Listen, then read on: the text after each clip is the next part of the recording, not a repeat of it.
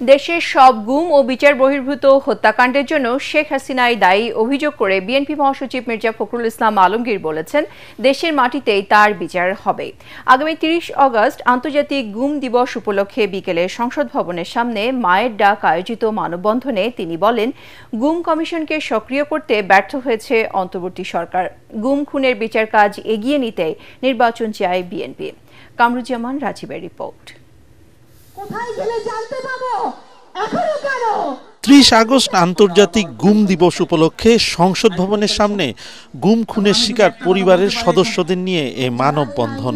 পতিত স্বৈরাচার শেখ হাসিনার অমানবিক নিষ্ঠুরতার শিকার পরিবারের সদস্যরা আজও খুঁজে ফেরেন তাদের ভাই, স্বামী আর বাবাকে। তারা চান হারিয়ে যাওয়া স্বজনদের খোঁজ আর অপরাধীদের দৃষ্টান্তমূলক শাস্তি। প্রত্যেকটা অন্যায়ের, প্রত্যেকটা মানবতা বিরোধী অপরাধের বিচার আমরা সামনে আনবো এবং প্রত্যেকটা সত্যকে সামনে আনবো।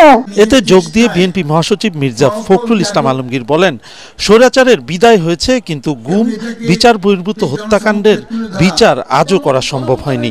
এটা জাতির জন্য লজ্জার। মা বলছে যে আমার মেয়েটা এখনো ওই দরজার দিকে তাকিয়ে থাকে, যদি তার বাবা ফিরে আসে না।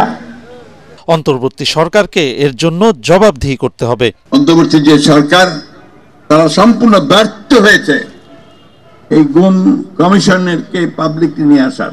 এটার জন্য তাদেরকে অবশ্যই জবাবদিহি করতেই হবে। আমাদের একটা দাবি ছিল, এগুলো বিচার করতে হবে।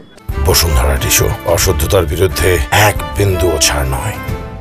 ফ্যাসিবাদ বিরোধী আন্দোলনে বিএনপির প্রায় ১৭০০ নেতাকর্মী গুম হয়েছে, এখন পর্যন্ত তার কোনো সদুত্তর মেলেনি উল্লেখ করে মির্জা ফখরুল বলেন, বিচার নিশ্চিত করতেই বিএনপি নির্বাচন চায়। প্রমাণিত হয়েছে হাসিনা এই হত্যাকাণ্ডগুলোর জন্য দায়ী, হাসিনা এই গুমের জন্য দায়ী। সুতরাং হাসিনার বিচার অবশ্যই হতে হবে, এই দেশের মাটিতে হতে হবে এবং তার সর্বোচ্চ শাস্তি হতে হবে। আপনারা কেউ নিরাশ হবেন না, জনগণের আন্দোলন কখনো ব্যর্থ হয় না। বিএনপি নির্বাচন অবশ্যই চায়, এই নির্বাচন চায় এই বিচারকে নিশ্চিত করার জন্য, বিচারগুলোকে ত্বরান্বিত করার জন্য।